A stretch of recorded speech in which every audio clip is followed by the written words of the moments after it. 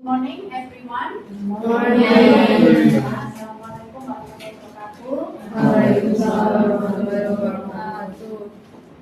Today's class we have presentation from 3 groups. Yeah, so we have group 1 as the first presenter, and the other group 3. Yeah. Group 3 will be the corrector. So presentation will be held in 10 minutes. So you just present the introduction, the body, and the conclusion, and show us the picture. Yeah, and then the next group is group 9, right? Group 9 will be corrected by group 12, and group 15 will be corrected by group. Yeah, not the group, yeah, group 2. So today we have presentation in 30 minutes for 3 groups totally. So today I will invite group 1 as the first presenter to show us the descriptive writing, and the title is about Empu Purwa Museum. Okay. Group 1, time is yours.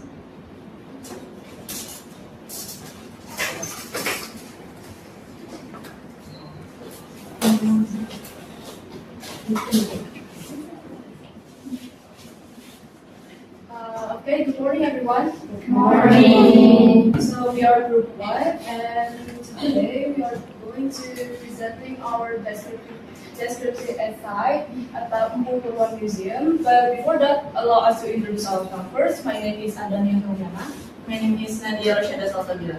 Okay, so review Museum Empu Purwa as the topic of our essay. The third segment is Empu Purwa Museum is an important cultural heritage site in Malang that preserves and presents the history of the Hindu-Buddhist kingdoms of Java through an accessible location, distinctive exhibition space, and valuable collection of statues, inscriptions, and dioramas. And will be continued by. Okay, now we are going to reading about the introduction first. So, in the middle of city, Empu Purwa Museum stands majestically in a residential complex, not so large, only about 1,200 square meters. Once you enter through the magnificent gate, we can immediately find the garden that offers shade in the middle of Malang City. The parking lot is also not that large. Maybe it can only accommodate a few cars. On the right side, there is a medium-sized gazebo for guests that is surrounded by shady plains and is also perfect for a photo spot. Right next to the gazebo is a multi-purpose building that is usually used as an educational facility for school-aged children. Empu Purwa Museum has a collection of roughly around 136 historical relics, ranging from statues to inscriptions from the ancient Japanese kingdom era from the Hindu-Buddhist periods to relics. The location of the museum is on Jalan Soekarno-Hatta, right behind Universitasbrawijaya Hospital in the Via Santa Residential Complex, next to the elementary and junior high school. And as we approach the building, the typical noisy sound of children playing can be heard loudly. After entering the gate, a cool breeze blows from the shady garden, in contrast to the hustle and bustle of vehicles outside the residential complex. We are also greeted by 4 makara in total, the carvings of which are still sharp, making us feel as if we have been welcomed back into that era. We are going to move to the body paragraph.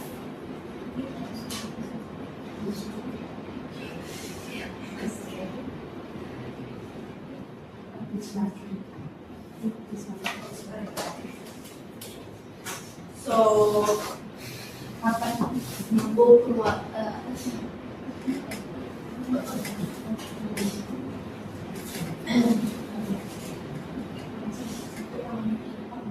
Upon entering the Pupuwa Museum, visitors will be greeted with a room that resembles a white canvas already adorned with some past historical memories. The room is pure white. It is illuminated by a lamp that is like the sun that has tormented the historical events of Indonesia in the past. In the middle of the room, on the first floor, visitors can see the very beautiful Brahma Caturmukha statue. The statue has a rough stone texture, smooth curves, fine cracks, and coarse spots like the surface of the moon up close. Near the statue, visitors can find a display of traditional Japanese masks that have many colors like a rainbow appearing in the sky after the rain stops. Lastly, at the right side, a large board is mounted on the wall. It contains a brief explanations about the official status of the Pupuwa Museum. So in this paragraph, we are using some of like metaphor and also some of vivid language such as metaphor, simile, and etc. And we also use like five sensory defense. Yes. We are going to move to the next paragraph.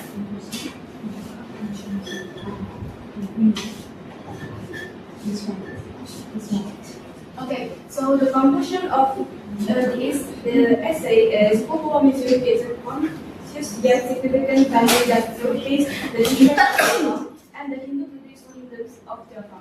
With its sacred garden, educational facilities, and a wide exhibition rooms, it presents ancient statues, inscriptions, masks, and dioramas, allowing visitors to experience a journey through memory, identity, and heritage. And these are some pictures that we can took in the place.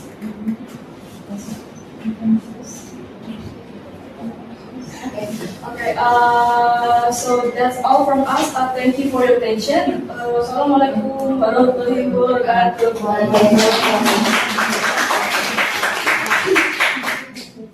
Can sit down, please. Next, group 9. Okay. So 9, are you ready? Yes.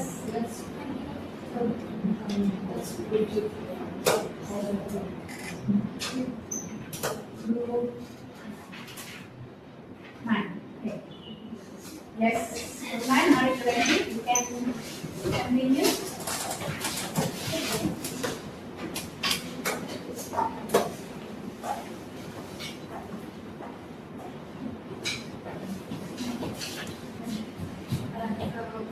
Good morning, everyone.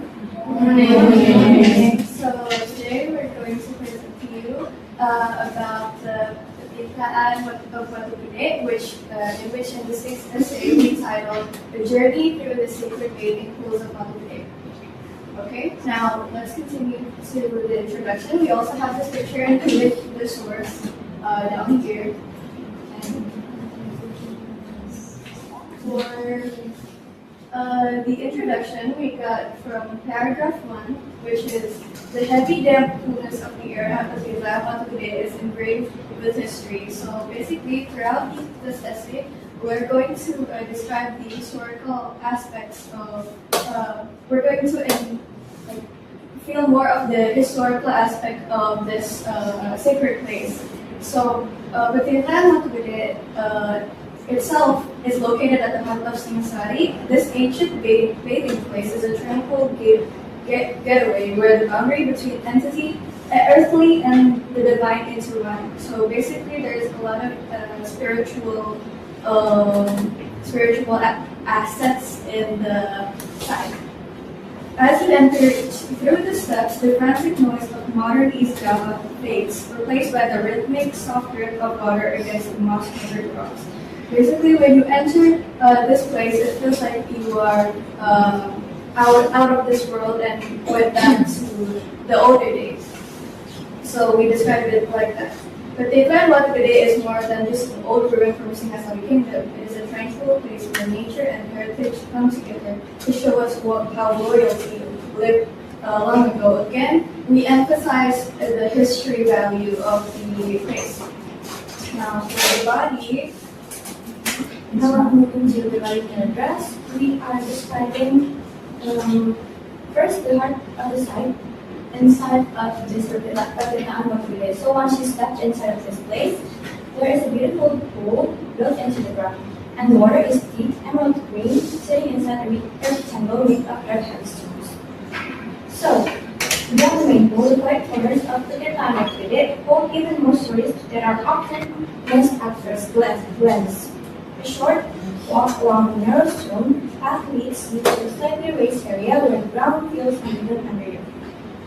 That is pretty much the main paragraphs that we described here, and we are using a lot of accentuated details also, and we are using like metaphors and simile to give deeper description of the place. And now we are moving into the conclusion.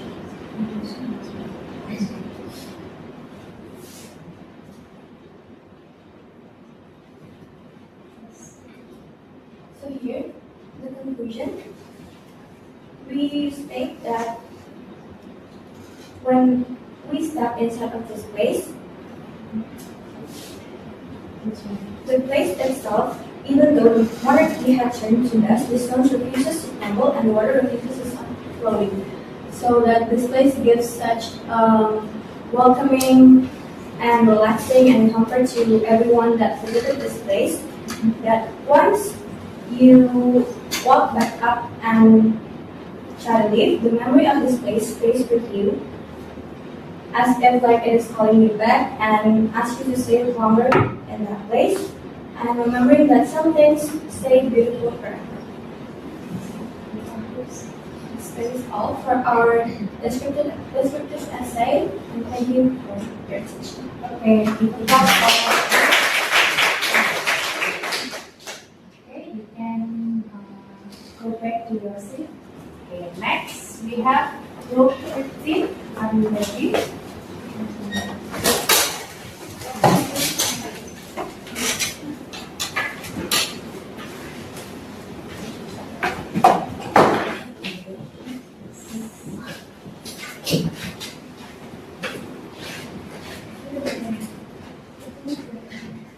Good morning, everyone. Today we're presenting our the project Tower Alignment of Knowledge and Inspiration.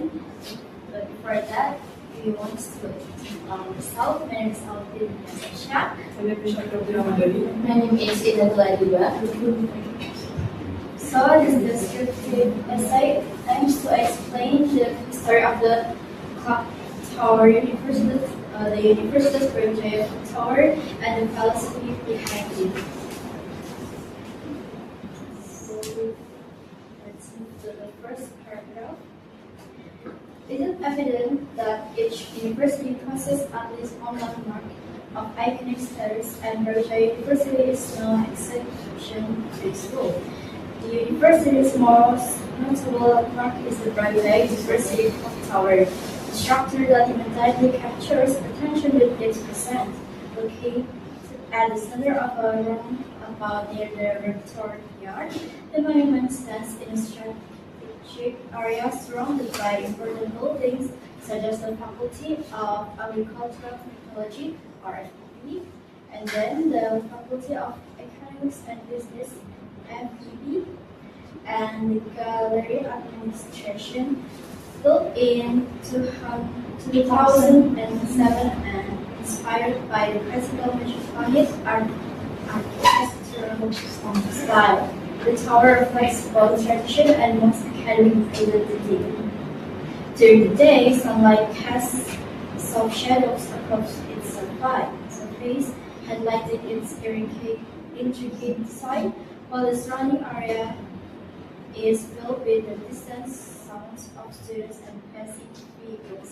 For lunches of physical structure, the clock tower stands as a symbol of academic life, embodying pursuit of knowledge, discipline, and continuous growth within universitasbrawijaya.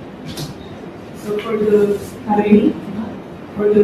paragraph is the clock tower monument is composed of three primary components: the head, the body, and the base, each of which carries deep philosophical meaning. The uppermost part, known as the head, rises elegantly towards the sky, giving a sense of aspiration and ambition. At its peak lies a circular dome like this with vertical growths at its center, symbolizing the lecturers of universitasbrawijaya, who are expected to uphold consistency in words, actions, intentions, and determination. Much like this steadfast nature represented by the letter alif, the structure also incorporates distinct geometric forms, a square representing undergraduate studies, and an octagon symbolizing master's level 2, and a circle reflecting doctoral education, which together illustrated the academic journey within the university. Just beneath the crown, 4 clocks are positioned on each side, their steady movement serving as a constant reminder of the importance of time and the need to use it wisely. Okay, so for the conclusion is on the last paragraph. In these moments, the combination of cold water, the ground, and softened light creates a stillness that is rarely present during busier times. The tower no longer feels like merely a central structure. Instead, it becomes part of quieter and more personal experience. People passing by often slow their steps, even if only briefly, as if the atmosphere itself encourages a pause. Ultimately, the Brawijaya Clock Tower is more than a visual landmark. It is a space where structure, meaning, and atmosphere come together. Through its symbolism, surroundings, and changing moods, it reflects not only the identity of the university, but also the journey of those who move within it. Okay, so that's all from our presentation today. Thank you for listening, and thank you for the attention. Goodbye.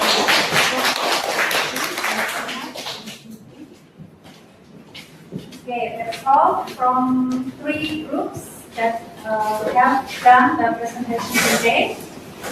You can give your score and rubric that I have given to you. Okay, so I will ask 3 groups to give some comments to the presenters, 3 groups who have done the presentation. So I will invite Group 12 to give comment to Group 9. Okay. So for Group 9, I think the group have a good introduction. Also, they are already giving details about the place, and the conclusion sentence is very clear. That's all? Yeah, That's all. Okay. thank you. Thank you. Yes. And then next, what group? Yang the corrector?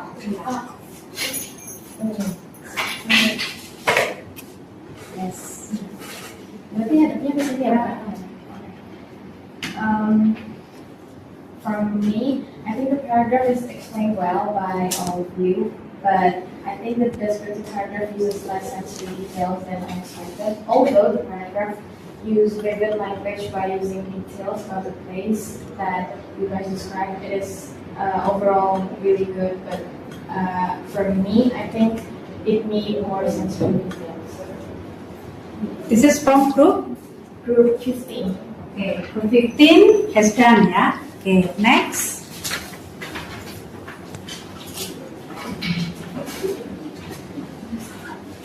Sebutan. We're from group 3, we're going to correct the essay from group 1. We think that your essay is already well done. All of the description, the sensory, the introduction is already enough. But I think that, but we think that the conclusion is a little bit missing. I think it needs to make the reader feels much more interested about the place that you mentioned. That's all. Okay. Can you submit? Okay, so next time I will continue with the next group to present. And I think that's all for today's class. Have a nice day. Wassalamualaikum warahmatullahi wabarakatuh.